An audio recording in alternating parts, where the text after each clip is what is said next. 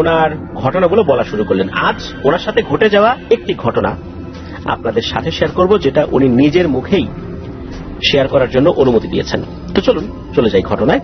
তো ঘটনাটার সময়কাল তো বেশ আগের বলতে তখন কিন্তু মানে এত আগের না যে উনি ছোট ছিলেন, বিষয়টা এরকম না। এটা 2005-06 সাল বা 7 সাল এরকম একটা সময় হবে আর কি। তখন তো এই যে মাহমুদুল হাসান রানা ভাই আর ওনার আপন ভাই নাম হলো সোহেল রানা, তারা তো মোটামুটি বুঝা শিখেছেন আর কি, এরকম একটা সময় ঘটনা। তো উনি রাতের বেলা মাছ ধরার কিন্তু নেশা ছোটবেলা থেকেই উনি রপ্ত করেছেন, মাছ ধরতে বেশ পটুও বলা চলে। এই আজিজ খলিফা আঙ্কেল উনি রাতের বেলা মাছ ধরতে গিয়েছেন, একা একাই গিয়েছেন। ওনার বাসা থেকে ওই মাছ ধরার ওই বিল বা খাল ওটা খুব বেশি দূরে না। তো উনি যখন গিয়েছেন, ওনার যাওয়ার পথটাতে কিন্তু অনেক বাসা আর ঝোপ জঙ্গল পড়ে আর কি। বিশেষ করে এই রানা ভাইরা যেখানে বাড়ি করেছেন এই জায়গায় অনেক আগে থেকে ঝোপ জঙ্গল রয়েছে, অনেক বাসা রয়েছে। তো এগুলো পার হয়ে যেতে হয়, বিভিন্ন জায়গায় ছোট ছোট ডোবা আছে, বর্ষাকালে বৃষ্টির পানিতে সেগুলো ভরে যায়, আবার বর্ষাকালে বিস্তীর্ণ এলাকা প্লাবিত হয়ে যায়, সেখানে অনেক ধরনের দেশি মাছগুলো আসে, সেগুলো অনেকে রাতের বেলা ধরেন, সারা রাত ধরে ধরেন। তখন ওনারা এই যে এখনকার মতো যে টর্চ লাইট গুলো, তখনও কিন্তু তাদের হাতে এই ধরনের চার্জার লাইট গুলো আসেনি। তখন এই স্টিলের যেই এক ধরনের লাইট ছিল, অলিম্পিক বা হক ব্যাটারি যেগুলো ব্যবহৃত হতো ওইগুলোতে, ড্রাই সেল ব্যাটারি আর কি, যেগুলো এগুলো দিয়ে ওনারা চালাতেন। 2 ব্যাটারি, 3 ব্যাটারি, 5 ব্যাটারির এরকম লাইট ছিল আর কি। এগুলোর মধ্যেই আবার একদম ছোট একটা টর্চ লাইট ছিল, যেটার আলো খুব কম হতো। এটা আমি ছোটবেলায় দেখেছি, এখন তার এগুলো আসলে দেখা যায় না। তো যাই হোক, ওনার কাছে 3 ব্যাটারির একটা লাইট ছিল, সেটা নিয়ে উনি গিয়েছেন আর কি। মাছ ধরার যে সরঞ্জামাদি উনি নিয়েছেন সাথে, সেই সাথে আরো একটা জিনিস উনি সবসময় সাথে রাখেন, সেটা হলো ধারালো একটা দা জাতীয় একটা দেশি অস্ত্র। কারণ রাতের বেলা অনেক সময় বিপদ আপদে পড়ে যেতে হয়, কুকুর ঘিরে ধরে চতুর্দিকে, শেয়াল ঘিরে ধরে চতুর্দিকে, এছাড়া তো আরো অনেক সমস্যা তো আছে। এই জন্য উনি এই দাটা সাথে রাখেন। তো উনি যখন ওই খালের ওখানে গিয়েছেন, গিয়ে দেখেন যে 4-5 জন লোক তারা মাছ ধরছে। তবে মাছ ধরার সাথে সাথে উনি এই আরো একটা ব্যাপার লক্ষ্য করলেন, যে তাদের কারোর সাথে কোনো আলো নেই। সাধারণত যারা মাছ ধরে সাথে কিন্তু হারিকেন জাতীয় কোন একটা জিনিস এমন ভাবে রাখে, দেখা যাচ্ছে যে একটা পাতিল জাতীয় কোন জিনিস সাথে আছে, ওই পাতিলের মধ্যে হারিকেনটা বসিয়ে রেখেছে, তা না হলে তো পানির মধ্যে হারিকেনটা পড়ে যাবে। তো ওইভাবে হারিকেনটা বসিয়ে রাখা সাধারণত এই কাজগুলো কিন্তু অনেকে করে থাকেন। উনি দেখেন যে এই লোকগুলো যে মাছ ধরছে, এরা কেউই আলো ব্যবহার করছে না। উনি অবশ্য এটা নিয়ে খুব বেশি চিন্তা করেন নাই। উনি দূর থেকে বললেন, এই কিরে তোরা কারা রে, আমি আসছি মাছ ধরতে, আসি তোদের কাছে, আসি তোদের কাছে এসে মাছ ধরি। তো যখনই এটা উনি বললেন, ওনার কাছে মনে হলো ওই যে 4-5 জন মানুষের মতো অভাব দেখা যাচ্ছিল পানির ভিতরে মাছ ধরছে বলে মনে হচ্ছে। এরা সবাই একসাথে কাজ বন্ধ করে তার দিকে মনে হলো ঘুরে তাকালো। তো ঘুরে তাকানোর পর তাদের চোখ যে লাল টকটকে জ্বলছিল, বিষয়টা এরকম না, তাদের চোখ মুখ দেখা যাচ্ছিল না। তারা কোনো উত্তরও দিল না। উত্তর না দিয়ে যে কাজটা শুরু করলো সেটা হচ্ছে, তারা মনে হলো থুথু জাতীয় একটা জিনিস নিক্ষেপ করা শুরু করলো তার দিকে। এগুলো আবার তার গায়েও এসে পড়ছে। দেখা গেল এগুলো ছিল থুতু না, এক ধরনের জলীয় পদার্থ, লুব্রিকেন্ট জাতীয় এক ধরনের জিনিস। তো উনি যখন এটা দেখেছেন, উনি বুঝতে পারলেন যে কোন মানুষের তো এই কাজ করার কথা না, কোন ভদ্রলোক কি এভাবে কারো গায়ে থুতু দেবে? আর গ্রামের লোকজন তো সবাই সবার পরিচিত, আর কারো থুতু কি এরকম পিচ্ছিল হয় নাকি? উনি যখন এটা দেখেছেন, তখন উনি বুঝতে পেরেছেন যে এরা স্বাভাবিক কেউ না। তখন উনি ওনার কাছে থাকা দা বের করে বলছেন, যে তোরা মনে করছিস আমি ভয় পাইছি না? আমি আজিজ খলিফা, আমি ভয় পাওয়ার লোক না রে। তোরা কি এখন এখান থেকে যাবি, না আমি নিচে নেমে তোদেরকে সাহায্য করবো? এটা যখন বলছে, সাথে সাথেই ওই 4-5টা অবয়ব ভ্যানিশ হয়ে যায়। তো উনি যেহেতু এই ধরনের একটা প্রবলেম ফেস করেছেন, ওনার মনে হলো যে না, এখন আর রাতের বেলা মাছ ধরতে যাব না। এখন নামলে ওরা হয়তো আরো সাঙ্গপাঙ্গ নিয়ে এসে আমাকে আক্রমণ করতে পারে। এখন মাছ ধরার সিদ্ধান্তটা ভালো সিদ্ধান্ত হবে না। উনি মাছ না ধরে বাড়িতে চলে আসেন। তো ওনাদের যে ঘরটা ছিল, ঘরটার এক সাইডে সনের বেড়া ছিল, উপরে টিন ছিল, মানে এইভাবে কোথাও সন, ছাদের উপরেও ছিল, এইভাবে বড় একটা ঘর আর কি। এক এক সাইডে এক এক রকম করে ওনারা তৈরি করেছেন। তো উনি রাতের বেলায় এসে ঘুমিয়ে পড়েছেন। তো ওনার পাশে কিন্তু ওনার ছেলে সোহেল রানা, মানে এই যে মাহমুদুল হাসান রানা ভাইয়ের ভাই, সে শুয়ে আছে। তো রাত তখন কয়টা বাজে, হয়তো বা রাত আনুমানিক 12টা-1টা বাজে। উনি তো অনেক রাত্রে যে মাছ ধরতে গিয়েছেন বিষয়টা এরকম না, গিয়ে ওইটা দেখে আবার ফেরত চলে আসেন। তো উনি ঘুমিয়ে আছেন, ঘরের মধ্যে হারিকেনটা আলতো করে জ্বালানো ছিল। আমরা যেরকম ডিম লাইট জ্বালায় রাখি না ঘরে, রাতের বেলা ওই ডিম লাইটের আলোতে কিন্তু ঘরের কিছু কিছু জিনিস একটু একটু করে দেখতে পারি। তো উনি দেখতে পান যে কিছু একটা এই সোহেল রানা যিনি তার পায়ের কাছে আছে, তার ছেলের কাছে আছে আর কি। উনি চিন্তা করেন কি ব্যাপার, জিনিসটা কি রে, একটু নড়াচড়া করে, আবার মনে হচ্ছে একটা না এটা দুইটা। উনি একটু চোখ কচলিয়ে ভালো করে তাকিয়ে দেখেন যে এই দুইটা ভয়ঙ্কর বিষধর দুইটা সাপ, আর একটা সাপ ফনা তুলে এই সোহেল রানা ভাইকে কামড় দেওয়ার জন্য উদ্যত হয়েছে। তখনই এই আজিজ খলিফা আঙ্কেল উনি লাফ দিয়ে এই সোহেল রানা ভাইকে এক হ্যাচকা টান মেরেছেন। যেই না হ্যাচকা টান মেরেছেন তার দিকে, সাথে সাথে ওই সাপের যেই ছোবলটা এইটা বিছানার উপর গিয়ে পড়ে। উনি তো সাপ সাপ বলে চিৎকার করা শুরু করে দিয়েছেন। তখন ওনার চিৎকারে পাশের রুম, অন্য ঘর থেকে লোকজন তো বের হয়ে আসছে। এই যে মাহমুদুল হাসান রানা ভাইয়ের কাকা ফুপা যারা যেখানে ছিল লাঠি সোটা নিয়ে চলে এসে সাপ কোথায় সাপ কোথায়। এদিকে এই আজিজ খলিফা আঙ্কেল দেখছেন এই সাপগুলো একদম মানে মাটি থেকে, যেটা ফ্লোর আর কি, সেখান থেকে অদ্ভুত ভাবে কিভাবে যেন বেড়া বেয়ে চালের ভিতরে ঢুকে গেল। আর চালের ভিতরে যে ঢুকে গেল, চালের একটা অংশে কিন্তু যে ছোনের একটা পার্ট ছিল। এখন ছোনের মধ্যে যদি সাপ ঢুকে যায়, এটা তো আসলে বের করা খুব কঠিন ব্যাপার। তখন উনি বলছেন যে সাপ তো চালের মধ্যে ঢুকে গেছে। তখন এই যে রানা ভাইয়ের ফুপা, তারপরে কাকা, এমনকি ওনার বাবাও, তারা লাঠি সোটা নিয়ে এই সোনের ভিতরে কোথায় সাপ আছে বা কোথায় সাপটা ঢুকলো এইটা বের করার জন্য তারা চেষ্টা করছেন। এদিকে এই আজিজ খলিফা আঙ্কেলের মাথায় কিন্তু একবারের জন্য আসে নাই এইটা কোনো প্যারানরমাল বিষয় হতে পারে, কারণ গ্রামগঞ্জে বর্ষাকালে ঘরের মধ্যে সাপ আসা এইটা তো আসলে অস্বাভাবিক কোনো ব্যাপার, এইটা বলা যাবে না, এটা হয়। উনি ওইটাই চিন্তা করেছেন। অনেক সময় তো হয় কি যে সাপের কামড়ে মারাও গেছে মানুষজন, এরকম হয়েছে যে লেপের মধ্যে সাপ ঢুকে আছে শীতকালে, আবার বর্ষাকালে বালিশের নিচে সাপ আস্তানা গেড়ে বসে আছে, টের পাওয়া যায় নাই। খাটের নিচে কোন একটা জায়গায় সাপ, কোন একটা গর্তের মধ্যে সাপ ডিম পেড়ে রেখেছে, এরকম কিন্তু হর হামেশাই গ্রামে হয়। তো এটা তো অস্বাভাবিক কোনো বিষয় হওয়ার কথা না। উনি ওইটা মাথায় আনেন নাই যে এই যে একটু আগে রাতের বেলা মাছ ধরতে গিয়ে যে ঘটনা ঘটছে এটার সাথে এটার কোনো সম্পর্ক আছে বলে ওনার কাছে মনে হয় নাই। তো উনি তো উঠছেন।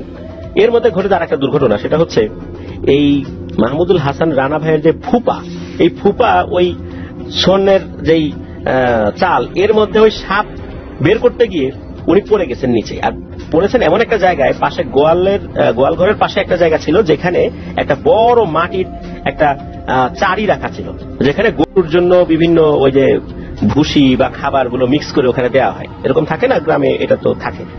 তো ওইটার উপর উনি ঠাস করে পড়েছেন, পড়ে তো সেই চারিও ভেঙে গেছে, উনিও প্রচন্ড ব্যথা পেয়েছেন। কিসের কি সাপ, তখন তাকে নিয়ে টানা হেঁচড়া শুরু হয়ে গেছে।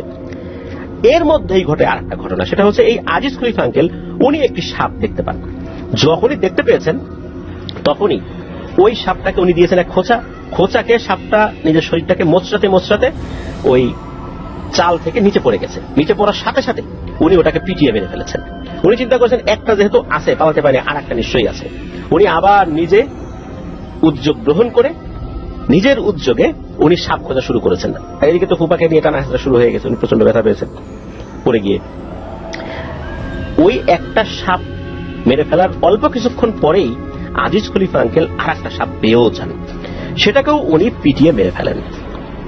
ঘটনা আপাতত এখানেই মনে হতে পারে শেষ, কিন্তু না, ঘটনা এখান থেকে শুরু মাত্র। ওই রাত্রে যে যার মতো চলে যায়, তবে আল্লাহর রহমতে ফুপার খুব বড় ধরনের ক্ষতি হয় নাই চাল থেকে পড়ে গিয়ে। ওই রাত্রে কোন ধরনের কোন স্বপ্ন বা অন্য কোন ধরনের কোন সমস্যা আজিজ খলিফা আঙ্কেল উনি ফিল করেন নাই। পরদিন ঠিকঠাক মতো কেটে যায়। রাতের বেলা যখন উনি ঘুমিয়েছেন তখন উনি দেখেন একটা বয়স্ক মহিলা, সাদা শাড়ি পরা, সাদা চুল, সে এসে কান্না জড়িত কণ্ঠে বলছে, তুই মরবি, তুই মরবি, তুই আমার 2 সন্তানকে হত্যা করেছিস, তুই মরবি। তো এইভাবে স্বপ্নে উনি এটা দেখেছেন। এর পরের দিন উনি ওনার শ্বশুর বাড়িতে গিয়েছেন। শ্বশুর বাড়িতে যাওয়ার পর, শ্বশুর বাড়িতে খুব বেশি দূরে না, কাছাকাছি আর কি, তো সেখানে হাডুডু খেলার আয়োজন করা হয়েছে। তো এই আজিজ খলিফা আঙ্কেলের শ্বশুর মানে এই মাহমুদুল হাসান রানা ভাইয়ের নানার নাম হচ্ছে মোহাম্মদ আব্দুল কুদ্দুস, উনিও ওই এলাকায় বেশ প্রভাবশালী একজন ব্যক্তি। তো ওনার বড় মেয়ের জামাই হচ্ছে এই মানে বড় মেয়ের হাজবেন্ড হচ্ছে এই আজিজ খলিফা আঙ্কেল। তো উনি গিয়েছেন সেখানে জামাই হিসাবে, শুনলেন যে হাডুডু খেলা হবে। এখন হাডুডু খেলার সময় বিপক্ষ দলে লোক পাওয়া যাচ্ছে না। এখন সবাই বলছে যে জামাই তুমি বিপক্ষ দলে খেলো। এখন এই আজিজ খলিফা আঙ্কেল বলছেন যে শ্বশুর বাড়িতে আসলাম, এখন শ্বশুর বাড়িতে এসে যদি আমি এই শ্বশুর বাড়ির গ্রামের দলের বিপক্ষে খেলি বিষয়টা খারাপ দেখা যায় না? পক্ষে খেললে একটা ব্যাপার ছিল, কিন্তু বিপক্ষে খেলবো বিষয়টা আসলে নিজের কাছে ভালো লাগে না, আর মানুষজন বলবে না। তখন এই বিষয়ে পরামর্শের জন্য সবাই এই কুদ্দুস নানার কাছে গিয়ে বলে। তো কুদ্দুস নানা সাই দেন, ঠিক আছে জামাই তুমি খেলো, সমস্যা নেই, এটা আমরাই খেলতেছি, এখানে পক্ষ বিপক্ষ যেই দলই জিতুক সবাই আমরা। যখন শ্বশুরের কাছ থেকে সম্মতি পেলেন তখন উনি রাজি হয়ে যান। এখানে একটা কথা বলে রাখা ভালো যে এইটা আজিজ খলিফা আঙ্কেল, ওনার বয়স যতই হোক উনি হাডুডু খেলায় বেশ পারদর্শী ছিলেন, এবং হাডুডু খেলার সময় অদ্ভুত একটি ব্যাপার লক্ষ্য করা যেত, ওনার শরীরে মনে হতো 3 জন মানুষের শক্তি চলে এসেছে। কারণ হাডুডু খেলায় নিজের শরীরকে তৈরি করার জন্য ওনাকে বেশ সাধনা করতে হয়েছে। এই জন্য ওনার সাথে হাডুডু খেলায় জেতাটা এটা প্রায় অনেকের জন্যই কঠিন। তো হাডুডু খেলা শুরু হয়েছে। হাডুডু খেলা যখন শুরু হয়েছে উনি তো যেই পক্ষের, সেই পক্ষ থেকে উনি আবার যখন সামনের দিকে আগানো শুরু করেছেন, হঠাৎ করে উনি দেখতে পান যে ওনার শরীরে শক্তির ঘাটতি দেখা যাচ্ছে এবং বারবার উনি আটকে যাচ্ছেন, কোনো মতে নিজেকে ছাড়িয়ে আনতে পারছেন, তবে এরকমটা সচরাচর হয় না। উনি অবাক হয়ে গেলেন যে কি ব্যাপার, এরকমটা কেন হচ্ছে। ওনার মনের মধ্যে একটু সন্দেহ লাগলো। তখন উনি ইশারায় ওনার পরিচিত একজনকে ডাকলেন, ডেকে বললেন যে এই দেখতো আশেপাশে সন্দেহজনক কোনো ব্যক্তিকে দেখা যায় কিনা। তখন দেখা গেল একজন ব্যক্তিকে, খুব বেশি খুঁজতে হয় নাই, ওই খেলার যেই জায়গাটা ওখান থেকে একটু দূরেই একটা গাছের নিচে এক লোক বসে আছে, মধ্যবয়স্ক একজন ব্যক্তি, সে ওখানে বসে কিছু একটা করছে। সুতরাং বোঝা যাচ্ছে সে সেখানে বসে এমন কিছু একটা করছে যার কারণে এক পক্ষ সুবিধা করে উঠতে পারছে না। তখন এই আজিজ খলিফা আঙ্কেল বললেন যে এই লোকটাকে সরাইতে হবে, তা না হলে আমি খেলবো না। এখন এই লোকটাকে সরানোর কথা যখন বলা হচ্ছে তখন অপর পক্ষ রাজি হয় না, যতই নিজেরা নিজেদের পরিচিত থাক না কেন অপর পক্ষ রাজি হয় না, কারণ অপর পক্ষ তো তাকে নিয়ে আসছে এখানে। এদিকে আজিজ খলিফা আঙ্কেল বলছেন যে এই লোককে না সরাইলে আমি খেলবো না। এর মধ্যে হস্তক্ষেপ করতে হয় এই কুদ্দুস নানাকে। ওনার কানে চলে যায় যে এরকম একটা ঝামেলা হচ্ছে, কোন এক লোক এসে কিছু একটা তন্ত্রমন্ত্র করছে। তো উনি সেখানে এসে ওই লোকটাকে ওখান থেকে সরিয়ে দিতে সক্ষম হন। তো খেলায় জিতেও যায় এই আজিজ খলিফা আঙ্কেলের দল। এখন যে দলই জিতুক, সবাই তো পরিচিত লোকজন, এটা নিয়ে খুব বেশি মাথা ব্যথা হয় নাই। তবে এই খেলায় জেতার পর ওনার কাছে মনে হলো যে আমি বাড়িতে চলে যাই, যেহেতু নিজের বাড়ি আর শ্বশুর বাড়ি খুব বেশি দূরত্ব না। এখন চলে যে যাবেন, উনি ওনার শ্বশুরবাড়িতে বললেন যে আমি তো চলে যাবো, হয়তো কাজ আছে, আগে তো মনে ছিল না, হঠাৎ করে মনে পড়ে গেল সকালবেলা কাজ আছে, আমি রাত্রেই চলে যাই, ফজরের আজানের সাথে সাথে আমার কাজটা করতে হবে। তো শ্বশুরবাড়ির লোকজন আসলে যেটা তাদের ভদ্রতার খাতিরে যেটা বলতে হয় আর তাকে অনুরোধ করেছিলেন, কিন্তু জামাই তো আসলে কথা শুনবেন এটা তারা জানতেন, এই কারণে তাকে অনুমতি দেওয়া হলো, ঠিক আছে বাবা তুমি চলে যাও। তো উনিও রওনা দিয়েছেন। তো উনি যখন রওনা দিয়েছেন তখন রাত 9টা কি 10টা বাজে, অনেক রাত, বিষয়টা কিন্তু এরকম না। তবে গ্রাম অঞ্চল তো এরকম রাত বিরেতে হাঁটাচলা করা, তারপর আবার বিশাল একটা মাঠের ভেতর দিয়ে, মানে ফসলি মাঠ, মাঝখান থেকে আইল আছে, একে বেঁকে আইল চলে গেছে। তো এই আইল ধরে উনি আস্তে আস্তে হেঁটে যাচ্ছেন। হঠাৎ করে হয় কি, উনি ওনার সামনে একটা ঘোড়া দেখেন। দেখা গেল একটা বড় ঘোড়া টকবক টকবক করে করে দৌড়ে আসছে। ঘোড়ার খুরের যে আওয়াজ টকবক করে হচ্ছে এটা কিন্তু শোনা যাচ্ছে, অথচ ফসলি ক্ষেতের বিভিন্ন জায়গায় তো পানি ছিল। তো ঘোড়া যদি দৌড়ে আসে এই কাদার মধ্যে তো টকবক টকবক শব্দ হওয়ার কথা না। উনি বুঝতে পারলেন যে এটা সাধারণ কোন ঘোড়া নয়। উনি দূর থেকে বলেন, এই শোন, আমি কিন্তু আজিজ খলিফা, আমাকে ভয় দেখানোর চেষ্টা করিস না, যা ভাগ, এখান থেকে ভাগ, কাছে আসিস না, আসলে কিন্তু খবর করে ছাড়বো, আমি কিন্তু অন্য 8-10 জন লোকের মতো না। এরপরে কি হয়, ওই ঘোড়াটা নাকি হঠাৎ করেই অদৃশ্য হয়ে যায়। উনি চিন্তা করলেন যাক গেছে, আপদ বিদায় হয়েছে, এখন যাই বাড়ির দিকে হাঁটা ধরে।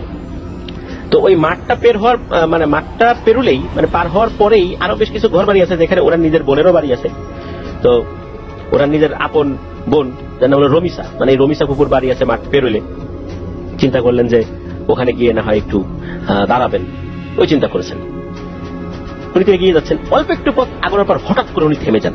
উনি দেখেন ওনার সামনে কাফনে মোড়ানো একটা লাশ আইলের একদম মাঝামাঝি শোয়ানো।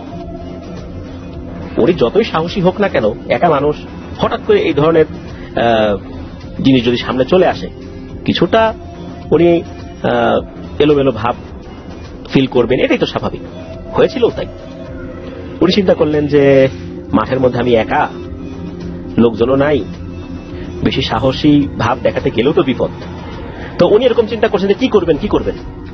এরকম চিন্তা করতে করতে হঠাৎ করে দেখেন যে এখন আর একটা লাশ না, আরো একটা লাশ, মানে ওইটা থেকে 5-6 হাত সামনে আরেকটা লাশ একই রকম ভাবে রাখা। ওনার মাথায় তখন একটা বুদ্ধি খেলে যায়। বিশেষ করে এই ধরনের সিচুয়েশনে আসলে মাথা ঠিক রেখে সুস্থ চিন্তা করাটা বেশ কঠিন।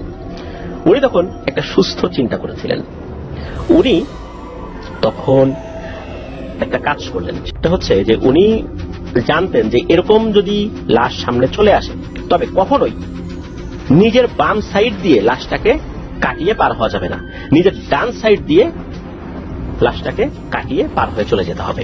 তো উনি যখন দেখলেন যেরকম লাশ দুটা আইল বরাবর একদম আড়াআড়ি ভাবে শোয়ানো, তখন উনি যেটা করলেন সেটা হচ্ছে ওনার ডাইন সাইড দিয়ে উনি লাশটাকে পাশ কাটিয়ে হাঁটা শুরু করলেন এবং বাম দিকে তাকিয়ে দেখছেন লাশগুলো নড়াচড়া করে কিনা। দেখলেন যে না, নড়াচড়া করছে না। উনি যখন সেটা কাটিয়ে সামনের দিকে এগিয়েছেন, তখন দিয়েছেন এক ছেড়ে দৌড়, আর পেছন দিকে তাকাতাকি নেই। উনি যখন দৌড় দিয়েছেন, দৌড় দিয়ে একবারে মাঠ পার হওয়ার পর একজন আত্মীয়ের বাড়ি আছে, তার বোন না অবশ্য, বোনের বাড়ি আরো পরে। তো সেই আত্মীয়ের যে ঘর, এই ঘরের চতুর্দিকে বেড়া রয়েছে। গ্রামের বাড়িতে আসলে বেড়াগুলো কিন্তু দুর্বল করেই তৈরি করা হয়, পাটখড়ির বেড়া, বা অনেক সময় দেখা যায় যে সুপারি গাছের যেই একটা ডাল থাকে, আমরা ডাইগা বলি, ডগা বলি, পাতা বলি, এগুলো কিন্তু পড়ে যায়। তখন এইগুলো অনেক সময় বাঁশের উপর আড়াআড়ি ভাবে দিয়ে একটা বেড়ার মতো তৈরি করা হয়। এটা কিন্তু স্থায়ী কিছু না, তারপরও একটা পর্দার ব্যাপার থাকে একটা বাড়ি। ওই বাড়িটা ছিল পাটখড়ির, জায়গায় জায়গায় এরকম সুপারি গাছ বা এরকম কোনো কিছু দিয়ে তৈরি করাও ছিল এরকম বেড়া। উনি সেগুলো ভেঙে নিয়ে একদম মানে বাড়ির যে মেইন বেড়াই বেড়ার উপর পড়েছে। এদিকে লোকজন ছিল, আরে কি হলো এত রাতের বেলা, এ কি হলো, মনে করেছে যে হয়তো বা শেয়াল টেয়াল এসে হামলে পড়েছে। তখন কে বলছে, তখন বলছে যে আমি আজিজ খলিফা। তাদেরই আত্মীয় বলছে যে আরে আজিজ ভাই, আপনি এত রাতের বেলা এইভাবে করো নাকি? তখন উনি বলেন যে এই ভয় টয় পাইছি তো এরকম ঘটনা ঘটছে। তখন বলেন যে আচ্ছা ঠিক আছে, ভয় পাইছেন, আজকে রাতে আমাদের বাসায় থেকে যান। উনি বলেন না, থাকবো না, চলে যাবো, আমাকে একটু আগাই দাও। তো ওরা আবার একটু আগাই দিছে। এরপর উনি আবার আগানো শুরু করেছেন। তখন আরো একটা ঘটনার মুখোমুখি উনি হন। উনি দেখেন একটা শিমুল গাছ, ওই গাছটা উনি আগে থেকে চিনতেন। শিমুল গাছের নিচে একদম তার মায়ের রূপ ধরে, মানে এই মাহমুদুল হাসান রানা ভাইয়ের দাদির রূপ ধরে দাঁড়িয়ে রয়েছে একজন মহিলা। এটাকে দেখেই তো উনি বুঝতে পারছেন যে এটা তার মা না। উনি বলছেন যে বহুত খেলাইছিস রে অনেকক্ষণ ধরে, এটা সেটা করে অনেক ঝামেলা আমারে ফেলছিস, আজকে কিন্তু তোর কোনো ছাড়াছাড়ি নেই। এটা এই আজিজ খলিফা আঙ্কেল বলছেন।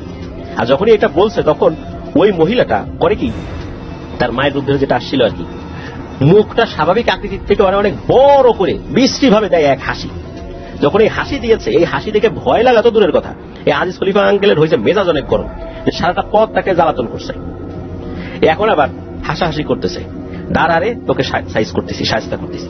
এই চিন্তা করে উনি নিজে গিয়ে আক্রমণ করছে ওই অবয়বটার উপরে। ওই অবয়বটার উপর আক্রমণ করার সময় প্রথমে এটা চুলের মুঠি ধরছে, মুঠি ধরে মাথার উপর ধাই ধাই করে কয়েকটা ঘুষি, এরপর ওইটাকে মাটির সাথে আশ্রানো শুরু করছে। প্রথম দিকে উনি বেশ আক্রমণাত্মক ভঙ্গিতে থাকলেও অল্প সময়ের ব্যবধানেই পরিস্থিতি পাল্টে যায়। এবার ওই অবয়বটা তাকে জাপটে ধরে তাকে হির হির করে টানতে টানতে নিয়ে যায় কাদা পানিওয়ালা একটা জায়গার দিকে। ওইখানে তাকে টেনে নিয়ে যাচ্ছে আর এই আজিজ খলিফা আঙ্কেলকেও আঘাত করছে। এদিকে আজিজ খলিফা আঙ্কেল বুঝতে পারেন যে যদি এখন এর থেকে ছাড়া না পাই তাহলে কিন্তু বাঁচার কোনো উপায় নেই। আর তখন কিন্তু এত রাতও হয়ে যায় নাই যে কিছুক্ষণ পরে ফজরের আজান দেবে। ফজরের আজান দিলে না হয় এটা চলে যাবে, কিন্তু এখনো ঢের দেরি আছে ফজরের আজানের, অনেক দেরি। এতক্ষণ এর সাথে যুদ্ধ করে টিকে থাকা যাবে না। উনি ওনার মতো যা দোয়া দুরুদ জানেন পড়ছেন, কিন্তু কোনো কাজ হচ্ছে না। তাকে ওই কাদা পানির দিকে টেনে নিয়ে যাচ্ছে। একটা পর্যায়ে তাকে আঘাত করছে, উনিও চেষ্টা করছেন আঘাত করতে, আর এর মধ্যে ঘটে ঘটনা, ওনাকে যতটুকু কাদার নিচে নিয়ে যাচ্ছে উনিও ওই অভাবটাকে এমন ভাবে ধরে রাখছে, ওই অভাবটাও একটু একটু করে কাদার নিচে চলে যাচ্ছে। মানে ওইটার সাথে উনিও যেমন যাচ্ছেন আর ওনার সাথে ওই অভাবটাও কাদার নিচে ঢুকে যাচ্ছে। ওই অভাবটাও বারবার বলছে, তুই আমার সন্তানদেরকে হত্যা করছিস, তোকে আমি ছাড়বো না। এদিকে উনিও বলছেন যে আমি ইচ্ছা করে করছি নাকি, তুই কেন ওই সময় সাপের রূপ ধরে আসতে গেল, তোর সন্তানগুলো কেন আসতে গেল সাপের রূপ ধরে, আর তোরা কেন মাছ ধরার সময় আমাকে থুতু মারলি, এই কাজটা তো তোরা আগে শুরু করছিস। তো এরকম মারামারি হচ্ছে, এগুলো কথা হচ্ছে। এদিকে প্রায় বুক পর্যন্ত গেড়ে গেছে আজিজ খলিফা আঙ্কেল, আর ওই অভাবটাকে উনি এমন ভাবে ধরে রাখছেন, তার সাথে সাথে ওইটাও কাদা নিচে বুক পর্যন্ত ডুবে গেছে। ওই যে আমরা শুরুতে একটা কথা বলেছিলাম, বা এই ঘটনার একটা জায়গায় বলেছিলাম, রমিসা ফুপু, যার বাসা কিন্তু কাছাকাছি ছিল, এই রমিসা ফুপুর আবার ওই সময় ঘুম ভেঙে গেছে কোন একটা কারণে। তো উনি কথাবার্তা শুনতেছেন, আবার ওই কাদার চপচপ আওয়াজ শুনতেছেন। উনি শুনলেন কি রে, কি ব্যাপার, আবার ভাইয়ের কণ্ঠের মতো লাগে, আবার কার সাথে কথা বলে, এই কণ্ঠটা পরিচিত লাগে না, একে মহিলার কণ্ঠ না পুরুষের কণ্ঠ তাও তো বুঝি না। তো উনি কি করেছেন, উনি হারিকেনটা নিয়ে বাইরে বের হয়েছেন, উনি আর অন্য কাউকে ডাকেন নাই। উনি চিন্তা করেন যে দেখি তো ভাই এর কোনো বিপদ টিপদ হলো নাকি। উনি বাইরে বের হয়েছেন, বাইরে বের হওয়ার পর দূর থেকে উনি দেখছেন যে দুইটা অবয়ব এরা কাদার মধ্যে ধস্তাধস্তি করতেছে। তো উনি দূর থেকে বলতেছে, রে ভাই নাকি, আজিজ ভাই নাকি? তখন উনি বলছে, রমিসা, হ্যাঁ আমি। তখন উনি তো দৌড়ে হারিকেন নিয়ে দৌড়ে তার দিকে আসা শুরু করছে, তখনই ওই অবয়বটাকে ছেড়ে দেয়। তো এরপর যখন এই রমিসা ফুপু ওখানে যান, তখন এই আজিজ খলিফা আঙ্কেল অজ্ঞান হয়ে গেছেন। উনি তো চিৎকার চেঁচামেচি শুরু করছেন, ওনার বাড়ি থেকে লোকজন চলে আসে, আশেপাশ থেকে লোকজন চলে আসে, তাকে ওই কাদার ভিতর থেকে তোলা হয়। তোলার পর 8 দিন পর ওনার জ্ঞান ফিরেছে, টানা 8 দিন উনি সেন্সলেস অবস্থায় ছিলেন। আর ওনার শরীরে এমন পিচ্ছিল পদার্থ ছিল, ওনার শরীরটা হাজার ধোয়া মোছা করেও এই পিচ্ছিল ভাব শরীর থেকে দূর করা যেত না। কিছুক্ষণ পর আবার শরীর পিচ্ছিল হয়ে যেত। এইভাবে 2 মাস এরকমই চলেছে। 8 দিন পর ওনার জ্ঞান ফিরল, শরীর পিচ্ছিল ভাব ছিল 2 মাস। এই 2 মাস পর আস্তে আস্তে এই ভাবটা কেটে গেছে। আর এর মধ্যে একজন কবিরাজকে ডেকে নিয়ে আসা হয়েছিল, যে কবিরাজের সাথে জিন থাকতো, সেই জিনের মাধ্যমে তথ্য সংগ্রহ করা হয় যে মূলত ওই রাতের বেলা ওই জিনেরা ওই সময় পানির মধ্যে খেলাধুলা করছিল বা তারা কোনো কাজ করছিল, উনি সেখানে গিয়েছেন, ওরা খুব বিরক্ত হয়। উনি আবার যখন ওই ভয় দেখিয়েছেন তাদেরকে, ওরা সময় চলে গেলেও খুব রাগ হয়। তখন এই 2টা জিন, অল্প বয়স্ক 2টা জিন, এরা রাতের বেলা আসে তাকে ভয় দেখানোর জন্য। কারণ ওরা তো আসলে বয়স হতো না, একজন 2 ভাইয়ের মধ্যে একজন আবার সবল মারতে গেছে, আর তখনই ঘটে বিপত্তি। তখন এই আজিজ খলিফা আঙ্কেল দেখে ফেলে এবং তার ছেলেকে টান দিয়ে সরিয়ে ফেলে। তারপর তো এই সাপ পূজা, মেরে ফেলা, এরপরে তো ওই যেই বয়স্ক মহিলা, যেটা তার সন্তান হারানোর যে বেদনা, এই বেদনা থেকে মূলত ওনাকে ওই পথে আটকানোর চেষ্টা করেছিলেন। স্বপ্নেও উনি সেটা দেখিয়েছিলেন, কিন্তু ওই যে হাডুডু খেলার ক্ষেত্রে যেই জাদুটোনার ব্যাপারটা, এটার সাথে অবশ্যই এর কোনো সম্পর্ক ছিল না। ঘটনার প্রসঙ্গে আমরা বিষয়টা উপস্থাপন করলাম আর কি। তো ওনার এক হাত বহুদিন পরিপূর্ণ শক্তিহীন অবস্থায় ছিল, অনেক পরে আস্তে আস্তে কিছুটা স্বাভাবিক হয়েছে। তবে এরপরে উনি রাতের বেলা সাধারণত মাছ ধরতে আর কখনোই যেতেন না, যদিও বা কখনো গিয়েছেন অবশ্যই সাথে লোকজন সাথে নিয়ে গিয়েছেন। বিশেষ করে কবিরাজদের নিষেধ ছিল তিনি রাতের বেলা আর যেন মাছ ধরতে না যান।